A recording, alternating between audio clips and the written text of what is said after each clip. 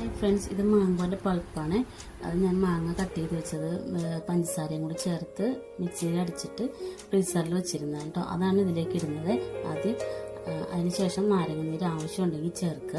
അതിനുശേഷം ആവശ്യത്തിന് വെള്ളവും ആവശ്യത്തിന് പഞ്ചസാരയും ചേർത്തിട്ട് നമുക്ക് മിക്സിയിൽ അടിച്ചെടുക്കാം. എന്ന് വെച്ചിട്ടുണ്ടെങ്കിൽ ഈ മാങ്ങ എനിക്ക് കുറേ മാങ്ങ കിട്ടിയായിരുന്നു. അപ്പോൾ അതിൽ നിന്ന് ഞാൻ കുറച്ച് മാങ്ങ എടുത്തിട്ട് കളയണ്ട, വേസ്റ്റാക്കി കളയണ്ടെന്ന് വെച്ചിട്ട് അത് കട്ട് ചെയ്ത് റെഡിയാക്കി വെച്ചതാണ്. അപ്പോൾ നമുക്ക് അമ്മ ജ്യൂസ് എന്ന് പറയുമ്പോൾ തന്നെ അത്ര ഇത് ഇപ്പം ശരിയാക്കി തരാം എന്ന് പറയുന്ന രീതിയിലേക്ക് അത്രയും സ്പീഡിൽ നമുക്ക് ചെയ്തെടുക്കാവുന്ന ജ്യൂസാണ്.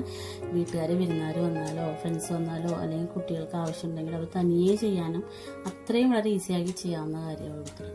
അപ്പം ഈ ജ്യൂസ് ഉണ്ടാക്കാന്ന് വെച്ചാൽ വളരെ എളുപ്പമാണ്, നല്ല ടേസ്റ്റിയാണ്, ഹെൽത്തിയാണ്. ഇത് ജ്യൂസ് അടിച്ചതിന് ശേഷം ഓരോ ഗ്ലാസ്സിൽ കുറച്ച് പൾപ്പും കൂടി ചേർത്ത് കഴിഞ്ഞ് ഒന്ന് ഇളക്കി കഴിഞ്ഞാൽ കുറച്ചും കൂടി ടേസ്റ്റി ആയിരിക്കും. അപ്പോൾ എങ്ങനെയുണ്ട്, എല്ലാവരും ട്രൈ ചെയ്ത് നോക്കുക. Okay, by.